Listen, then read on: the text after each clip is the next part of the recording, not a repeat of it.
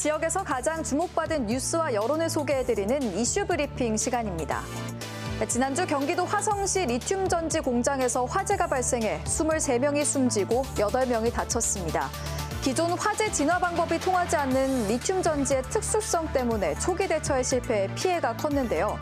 경북도 내 21개 소방서를 점검한 결과 리튬 전지 화재 진화에 사용되는 마른 모래나 팽창 질석, 팽창 진주함이 제대로 갖춰지지 않은 것으로 확인됐습니다. 조선일보는 이와 관련해 보다 전문적인 배터리 화재 대응의 필요성을 강조했습니다. 특히 감사원이 이미 2020년 금속 화재에 대한 규정을 마련해야 한다고 지적했지만 지금까지 반영되지 않았다고 지적했는데요. 장기적으로 제조사가 더 많은 배터리 정보를 소방당국에 개방하고 소방당국도 유형별 대응 지침을 마련해야 한다고 강조했습니다. 매일신문은 배터리 관련 시설에 대한 화재 안전조사에 나선 소방청의 소식을 전했습니다. 대구 14곳, 경북 74곳의 지역 배터리 관련 시설을 대상으로 오는 9일까지 2주간 진행되는데요. 이번 조사에서는 소방, 피난, 방화시설과 위험물 규정 준수 여부 등을 점검하고 회사가 마련한 화재 대피 계획도 확인합니다. 한편 이번 사고로 리튬 배터리를 사용하는 전기차에 대한 화재 우려도 높아지고 있습니다. 영남일보는 전기차 화재 요인은 리튬 배터리 열폭주 현상이 대다수고 전기차 충전 시설이 화재에 취약한 지하 주차장에 있는 것도 화재를 부추긴다고 지적했습니다. 또 지자체장이 전기차 충전 시설 설치 장소를 결정하는 대구시의회 조례안과 충전 시설과 전용 주차 구역의 지상 설치를 담은 경북도의회 조례안을 소개했습니다. 이번 사건을 계기로 정부는 근본적인 배터리 화재 관리 방안을 마련하기로 했는데요. 제대로 된 대책이 나올 수 있을지 지켜봐야겠습니다. 마을과 300m가량 떨어진 산속. 높이 6m, 길이 20m의 사방댐이 설치됐습니다. 빗물이 빠져나갈 수 있도록 수로도 만들어졌습니다.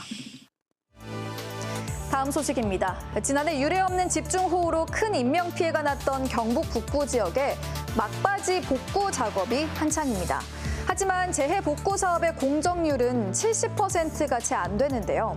동아일보는 정부 정책의 문제점을 짚었습니다. 최근 감사원이 발표한 산림 재난 대비 실태 보고서에서 산사태 위험 지역인 6만 9천여 곳이 정부 관리 대상에서 빠진 것으로 드러났는데요.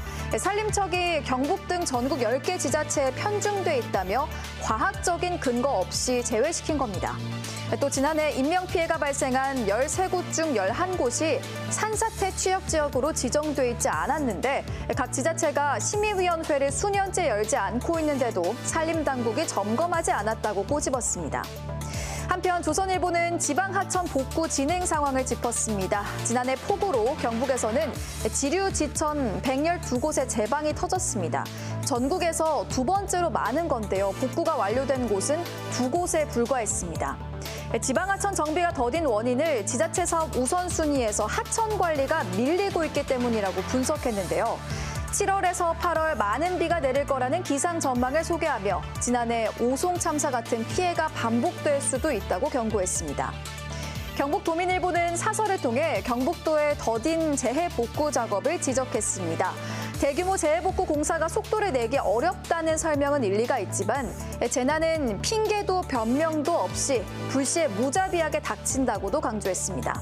그러면서 지자체마다 우선순위를 정해 시급한 곳부터 복구에 나서고 피난 시스템이라도 꼼꼼히 챙기고 실행해야 한다고 주문했습니다.